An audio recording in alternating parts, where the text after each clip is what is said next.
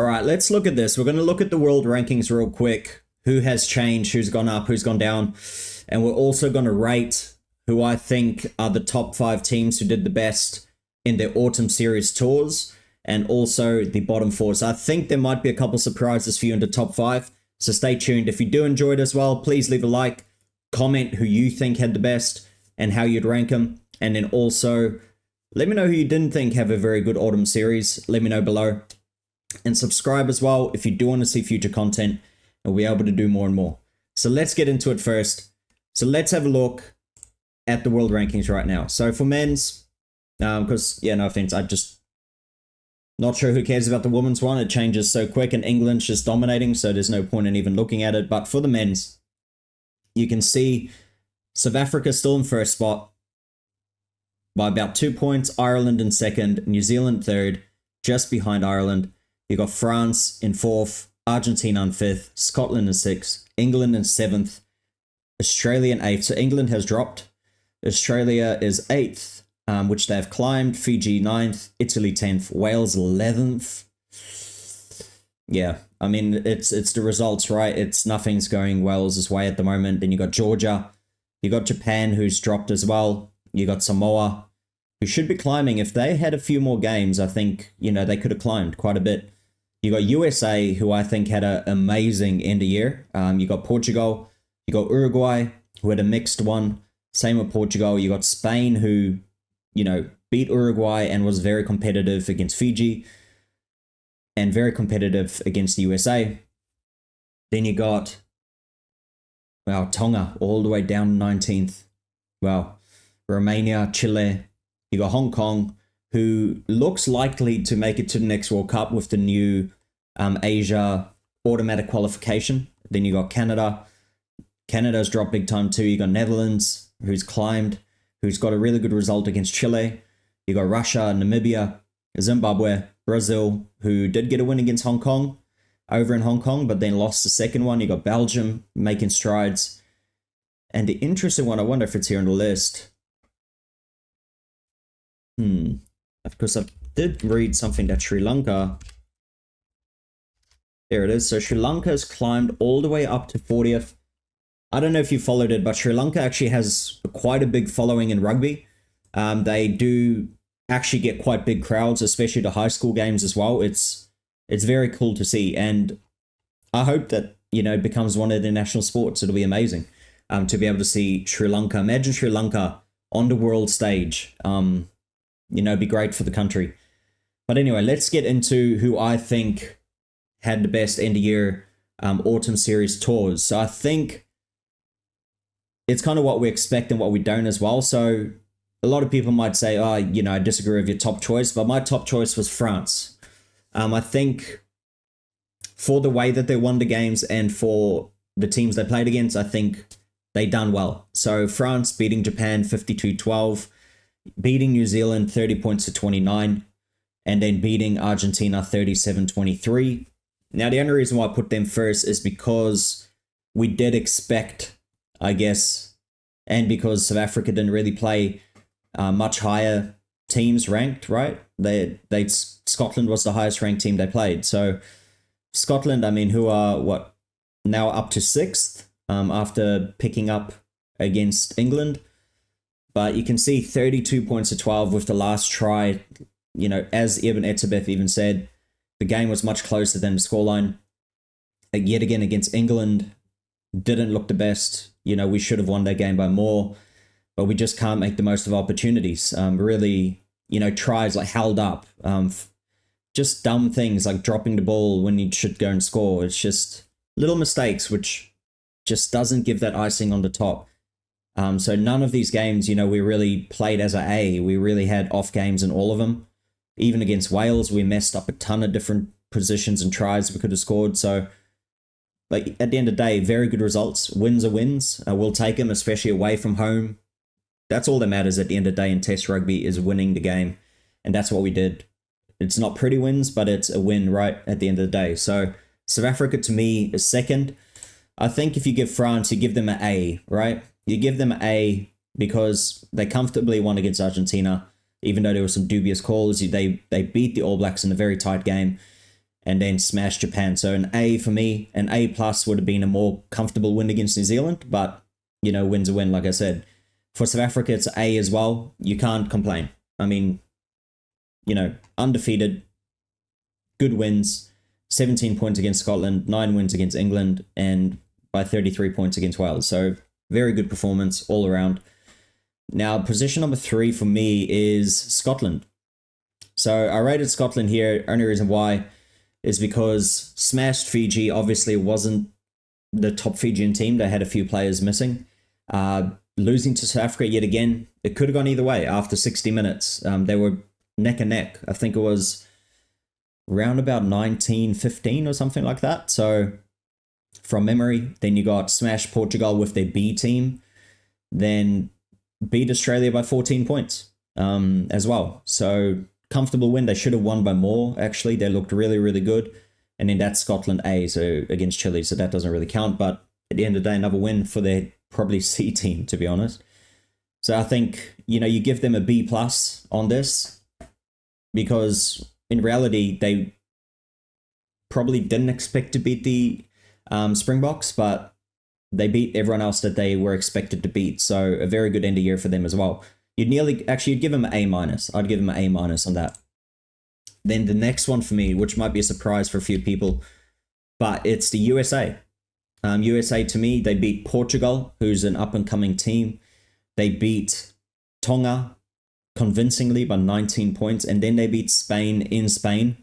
They were actually up 26 points to, I think, 11 or something like that, or 9, with not many minutes to go, and Spain scored pretty much right at the end of the game. So to bring it back, they scored 2 tries in the last 10 minutes.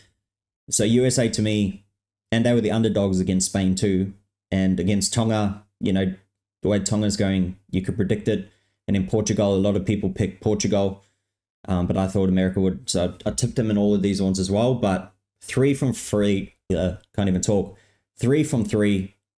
So they're my 4th best end of year tour, and I'll give them an A. I'll give them an A because like Portugal, they were underdogs against Spain. They were underdogs, and both of them being away games as well, and then beating Tonga in France as well. So no home games for USA. So well done to them.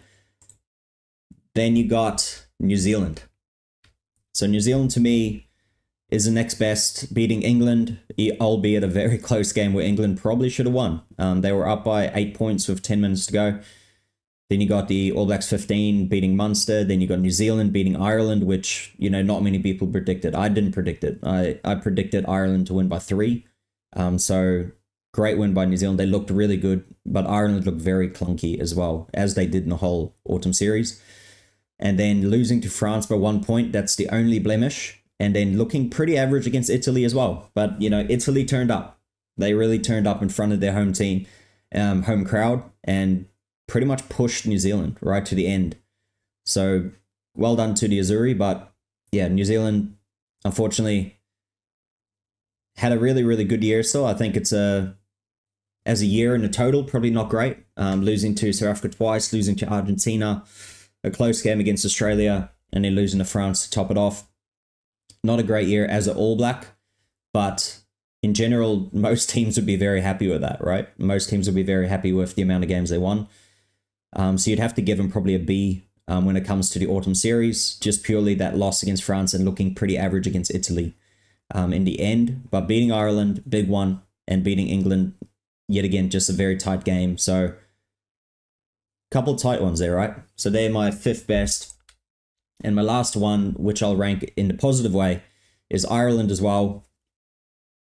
Obviously not convincing, right? Not convincing wins. But at the end of the day, a win's a win, and that's what matters. So they beat Australia only just. Recently, 22 points to 19. Yet again, Australia looked much better. New Zealand, you know, much better. Then they also only just beat Argentina, and yet again, Argentina could have won that. And then smashing Fiji, which was a great win. So 3 out of 4. You know, you can't complain about that. Now, so I'll give Ireland probably, you'd have to give them a B, right? You can't give them any lower because they did still win 3 out of 4. But it would be higher if they beat New Zealand. And it probably would be higher if they even beat Australia more comfortably and Argentina more comfortably as well. So 3 from 4, pretty well done for them. Now, special mention is Australia, just losing to Ireland, beating England, smashing Wales, and then losing to Scotland. So 2 from 4, no one would have predicted that. I mean, most of us would probably predict maybe 1. We do know that they do pretty well against Northern Hemisphere teams, but the way they were going in the in the Rugby Championship, you would not expect them to even be kind of competitive. So just for them to be competitive and nearly beating Ireland at the end too, it's definitely a win for them. If you're chalking it up as an Australian, you're probably putting it down as like a B+, just for being better than predicted. But you'd still have to go B- just purely because it's 2 from 4. But keeping it close against Ireland, keeping it fairly close against Scotland, even though they should have lost by more, to be honest, it's a B-. Now we'll go through who the teams I think are the bottom, who had the worst autumn series. So it's a bottom 3 for me. So third worst is England. Obviously, pretty much winless, and should have won against New Zealand. Let that one slip. Lost to Australia right at the end of the game. Lost to South Africa in what was tighter than predicted. England A beat Australia 15, and England smashing Japan at the end kind of gave him a little bit of hope. But going from a World Cup semi-final team to losing 3 out of 4 is probably not great, especially against Australia, where they were predicted to pretty much win pretty easily. I did tip Australia, luckily, in that one, but yeah, you wouldn't be happy as an English fan. But the only glimmer of hope is to really say that you kept the games close. So you'd have to give them a C for that one, I think. Tonga, man. Tonga had a bit of a shocker, eh? Lost to Romania, got smashed by the USA, and then lost to Georgia in a closer affair. They looked a little bit better there, better defense. But against the USA, they looked very bad. Against Romania, very bad. Romania lost to Canada, for example. So Tonga's in dire straits leading up to the World Cup. I hope they fix it. The locals do say that it's a bit of corruption going on. The money's not getting down to the grassroots players. And they can't just rely on players that, move to New Zealand and then come back and play. They should try and grow the game from within. But with Rugby League, the Rugby League team doing better and better, they're losing more and more players to Rugby League because of more teams in Australia, they can access more players and give them contracts at a younger age, where rugby doesn't really have that. Unfortunately, not in Australia anyway. They do in New Zealand. But yeah, so Tonga, yeah, they've dropped so low. Probably one of the lowest rankings they've ever been, I think. And the worst for me, it was a toss-up between Tonga and Wales. So Wales, to me, losing to Fiji, getting smashed by Australia, and then being smashed by South Africa. That's 2 games out of 3 with over 30-point losses at home, and then losing to Fiji at home as well.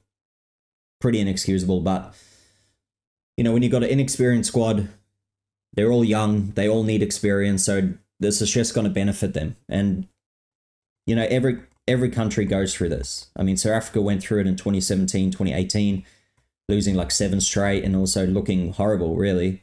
And then Rusty came in and put young players in, and it paid off. So hopefully they do just either stick with Gatlin and let him bring the young players through, or they got to totally get rid of him and then just re-blood it all and bring a new coach with obviously very young players.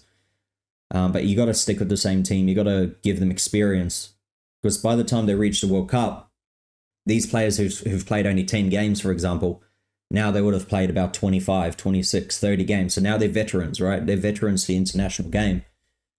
So hopefully they can stick to their guns and, be a little bit more, I guess, challenging at the World Cup, especially with the new format where it'll be pools of 4.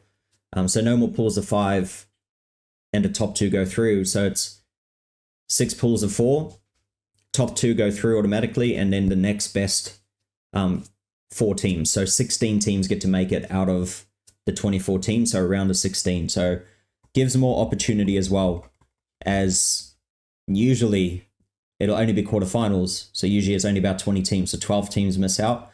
But now 16 out of the 24 teams make it, so only 8 teams miss out. So they will get a shot. It'll be very hard for them not to make the playoffs, especially if they experience it, and anything can happen once it's knockout rugby, right? So yeah, Wales worst. Best for me, well, obviously F for Wales with a big fail. Same with Tonga, big F as well. Because they had winnable games, right? Wales had one winnable game at least, and also against Australia, because when they toured Australia earlier this year, they kept the games fairly close, within 10 points, that sort of thing. And to be blown out, it just shows that how Australia's gotten better, and Wales have just either stayed the same or gotten worse, to be honest. But yeah, best one, France. Second, South Africa, but pretty much even, to be honest. They both got an A. Scotland, USA, New Zealand, and Ireland.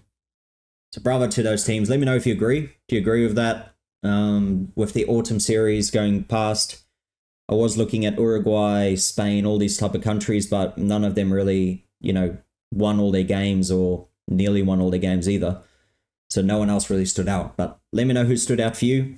If you're from a certain country, let me know below if you think your country done well.